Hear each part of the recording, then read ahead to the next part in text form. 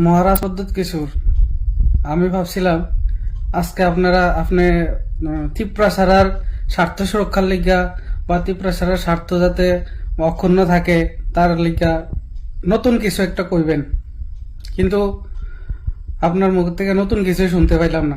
আপনি আগে যাই কথাগুলা কইতেন, এই কথাগুলাই শুনলাম। কি হইল? আপনি কি কইলেন যে ৭৫ বছরের সরকার কি হয়েছে, তিপ্রাসারার এত অনুন্নত কেন?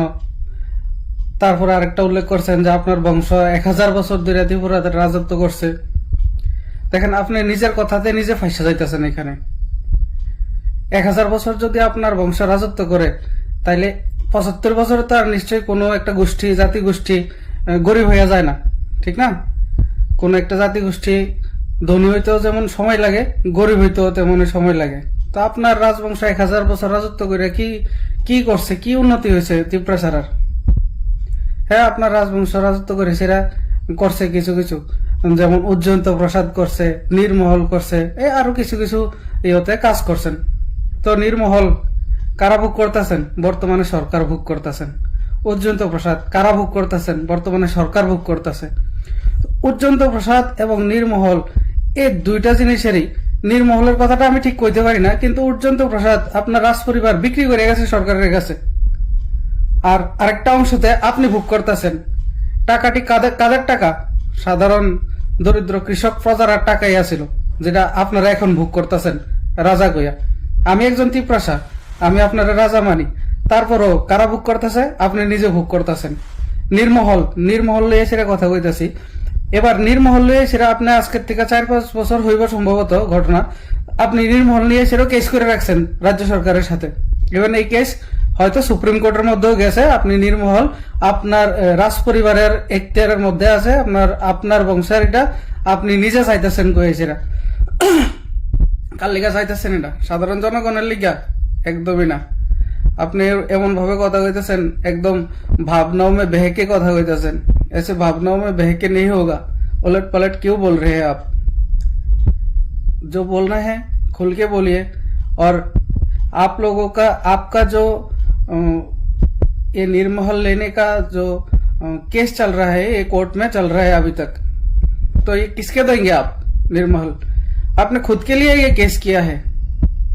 निर्महल কেসে যদি জিতেন তাহলে আপনি জিতবেন। আপনি কি এটা বিক্রি করে সাধারণ মানুষের দিবেন? একদমই না, দিতেন না। আপনি কারে দিবেন? আপনি নিজে ভোগ করবেন।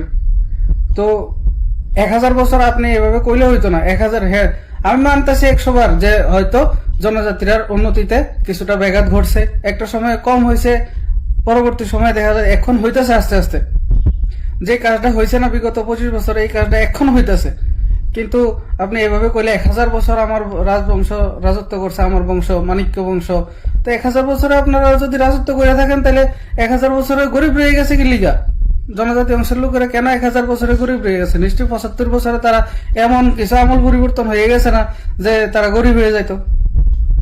তো আপনি ভাবেন কিভাবে জনজাতিরা প্রকৃত অর্থে উন্নতি করা যায়, এটা নিয়ে সেটা ভাবেন। আর মানুষের বিভ্রান্ত করার চেষ্টা, আপনি তো সম্পূর্ণ এটা খেলতেছেন একটা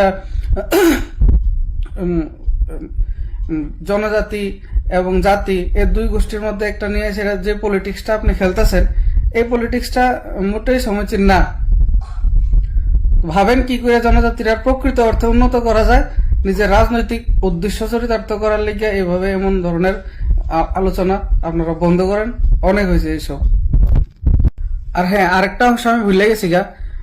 আজকের থেকে বিগত প্রায় ৬-৭ বছর আগে আপনাদের লিচু বাগানে একটা জায়গা আছে কয়েছেরা, ওই জায়গাতে জনজাতি গোষ্ঠীর অনেকজন লোকেরা রাইনে সেরা আপনার পরিবার, আপনি এবং আপনার মা মিললে সেরা এখানে বসাই দিয়েছেন। তারারে জায়গা দিবেন কয়েছেরা, ফ্রিতে জায়গা দিবেন, এই সেই অনেক কিছু কয়েছে তারারে বয় দিছেন। কিন্তু তারপরেও এইখানে পরবর্তী সময় দেখা গেছে যে সরকার এটার মধ্যে হস্তক্ষেপ করিয়া ওই যে যারা এসেরা বইছিলেন এখানে তারা উঠাইছিলেন।